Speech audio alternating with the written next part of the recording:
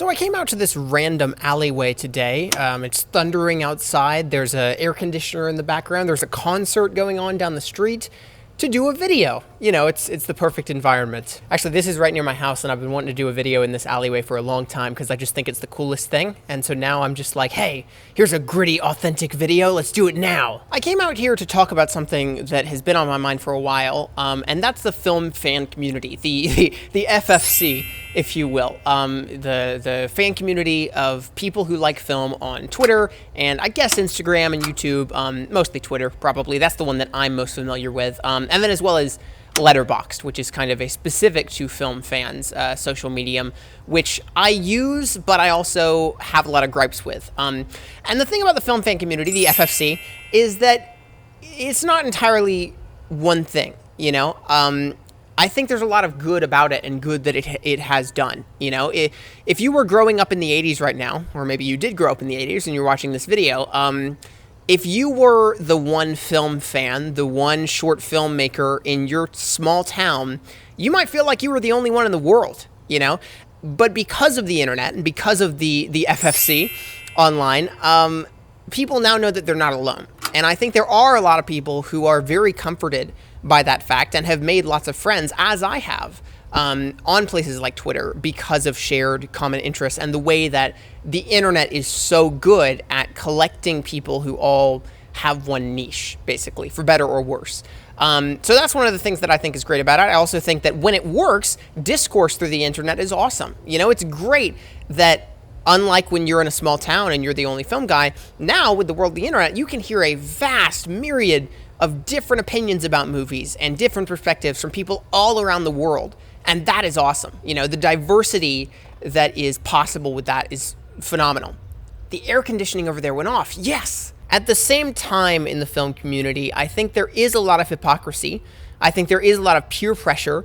And I think there is a huge amount of this thing that I call cinephile inadequacy, or the myth of cinephile inadequacy. And yes, that sounds extremely pretentious, and it's kind of supposed to. The word itself, cinephile, is ridiculous. But yeah, I have noticed this, especially in recent years, as I've grown older and kind of matured as a film goer and film watcher, and for lack of a better term, film critic, even though I wouldn't really call myself that. And with that kind of growth, I've started to notice this pressure on the internet. So let me elaborate on what I mean. The interesting thing about the internet is that you are, on the one hand, expected to conform to the most popular beliefs, right? You know, like if you don't like Citizen Kane and think it's the greatest movie, maybe not of all time, but one of the greatest movies of all time, then you're probably going to get mocked for that, you know? So you need to conform to the most popular beliefs on the internet, and without that, people go, oh, what a crazy person. All of their other opinions must be invalid. But on the other hand, the more hipster side of the internet, and this is the same people, also expect you to not follow the norm, right? Because if you follow the norm too much, if all of your favorite movies are Fight Club and The Dark Knight and The Empire Strikes Back and The Godfather, right? Those are the film bro movies, then you're just a brainwashed mainstream person, right? You need to branch out. You need to see some French New Wave films, right? And there's nothing wrong with wanting people to branch out and wanting them to breach past the mainstream, right? But the interesting thing is the hypocrisy there, right? Where you are expected to love all the things that are universally loved and to see all the things that are universally seen and to go with the popular opinion, but not too much, because otherwise you're just a brainwashed sheep, right? You need to retain some level of hipster mentality that you've seen all these movies that other people haven't, and you don't go with the flow, man, right?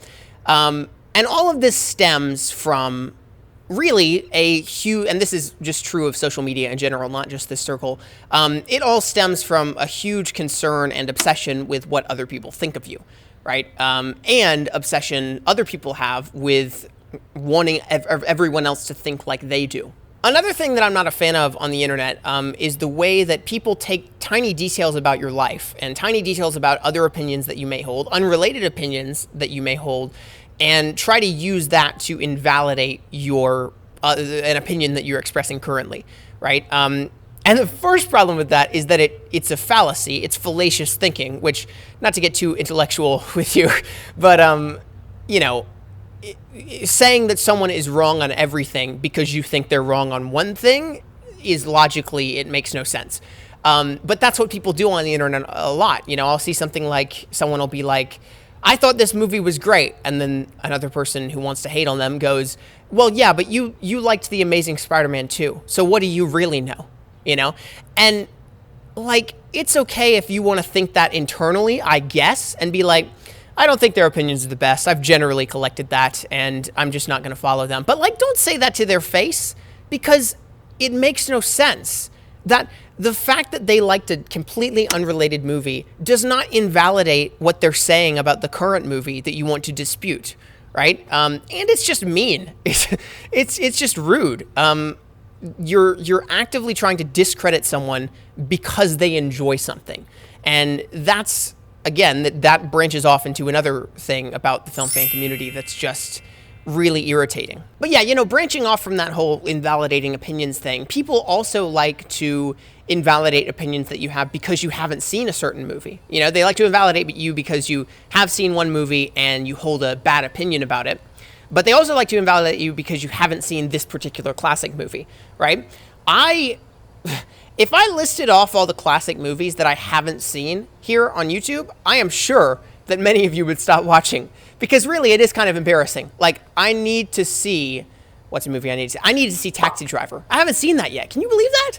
And if I stated that on Twitter, there would probably be numerous people who would be like, you need to actually go watch some real films with an accented E before you comment on the current ones, right? And that just makes things even more stressful, especially for me, where, and for everyone. I don't want to make me the martyr here. But where, you know, I am in school, I have friends and a life. I'm trying to maintain a YouTube channel and continue being creative on that. I'm also trying to make a short film that is unrelated to the YouTube channel.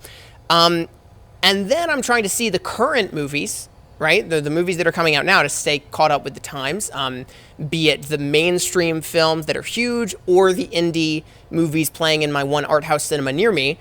And then also, I need to worry about seeing all these classic movies, right? And it's not that I'm not excited to see all these movies, but it is overwhelming at times. And you're like, I don't know where to start. What? And the problem with that, here's where it gets even worse, is that you start to watch movies simply because you go, oh, I need to see this to be a real film fan. I need to see this so that people don't shun me for not having seen it, right? And that's the unfortunate thing, is when you start just watching movies out of obligation. So yeah, this video wasn't planned very well at all. I'm just rambling right now. But I did want to talk about this because lately I have felt this feeling kind of growing recently on Twitter and Letterboxd, just the way that there's so much peer pressure to please everyone, peer pressure to be your own person, but also conform, peer pressure to see every movie ever.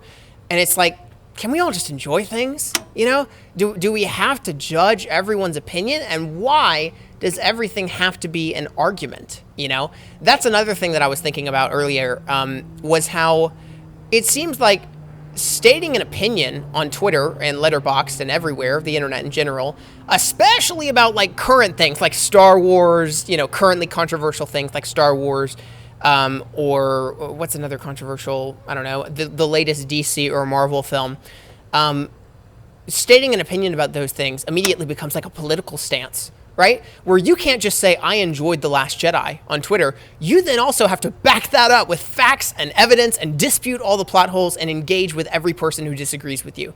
And it's like, I didn't want to have an argument, you know? Sometimes I do want to have arguments, let's be real, but not everyone does, you know? And it's been unfortunate to see lots of innocent, just nice, normal people on Twitter suddenly tweet something that's completely innocent, I enjoyed this, and then get openly mocked and ridiculed and asked to defend themselves right? Just because they enjoyed something and they didn't even want to argue in the first place.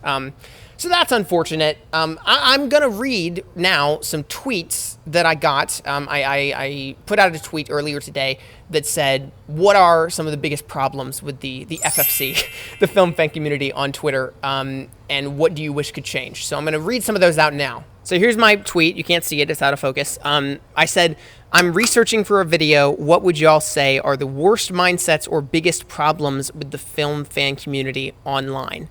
And here are the responses that I got. I got like 30 something. So I'm going to have to skip some. I'm sorry. Or cut some of these out, but I'll read a few of them. Here's one that's very relevant recently, which is Ellis says, purposely giving people behind movies issues because you didn't like the movie. Examples would be Rian Johnson, Zack Snyder, Joss Whedon, etc. That's absolutely true. You know, we've got the whole Kelly Marie Tran leaving Instagram thing, which is ridiculous and sad because people take things so deep and have such a problem because they think they own the movie and that they own the filmmaker, basically. Here's a tweet that I have some thoughts about. It says, when people say, oh, well, it's all subjective and you're entitled to your opinion, to get out of actually having to back up what they like or dislike about something. That's interesting because it does kind of play into what we were talking about. You know, I think there's two sides to that coin where, on the one hand, yes, there are people who, when they're backed into a corner, will just be like, oh, well, it's subjective, you know. But I don't have a problem with that if they've made that clear from the get-go. You know, that they're willing to debate, but they're like, hey, it's subjective in the end. I do have a problem with that when someone starts objective and says it is factually correct, and then when they're like, oh, I can't really defend this, can I? Then they pull the subjective card, right? But other than that, I do think it's fine to pull subjectivity because you shouldn't have to back up everything that you say just because you enjoyed a movie. You know, not everything has to be a debate or an argument. Here's one that's very relevant to what we said earlier, which is the immediate dismissal of someone if they say they like a certain film and or dismissing/stereotyping someone based on a group of movies that they like, right? Which is what we talked about, where people try to invalidate a movie opinion because of a completely separate movie opinion. And people who assume that because you like a certain movie, you know, that you must be this particular type of person. My friend Jacob is... you know, he loves Batman v Superman, but he's not one of those crazy DC fanboys that will, you know, go crazy if you say you disagree, right? But many people do often lump him into that category because he likes that movie, and often the only people who are vocal about the fact that they like that movie are the crazy people. Similarly, what's funny is that he will then also get lumped into MCU fanboy categories simply because he also likes MCU movies, right? So people are obsessed with finding a label and a category and a group to lump you into, right? And they never seem to be able to accept when someone is just their own animal, right? They have this opinion about this and this opinion about this, and they're not some kind of robot that only fits into one category. A lot of other comments here about, like, you know, going into a movie already knowing how you feel and not being optimistic about it, being ready to hate it, basically. There's a lot of stuff talking about the cinema sins mentality, where you're just looking for nitpicks and plot holes that don't really make much difference in the story, but you hold them as such high regard, why it's terrible. And then there are some comments here about, you know, the general belief in objectivity. So too many people trying to force people to enjoy things simply because they're like, well, this is objectively good, why don't you like it, right?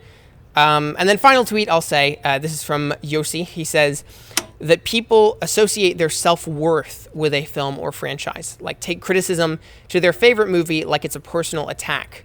And that is absolutely true. You know, that's especially true with the certain cult-minded fan bases of certain superhero movies or Star Wars movies or et cetera, where, you know, you don't need to treat criticism of a movie, especially criticism that's not even directed at you, as criticism of you or a personal attack, right? You'll see people responding to tweets and threads that they weren't even involved in the first place and being like, it's actually good and you're offending me for this, when, like, you weren't involved in that, and they're not trying to pick a fight with you, you know? This isn't about why you're a terrible person.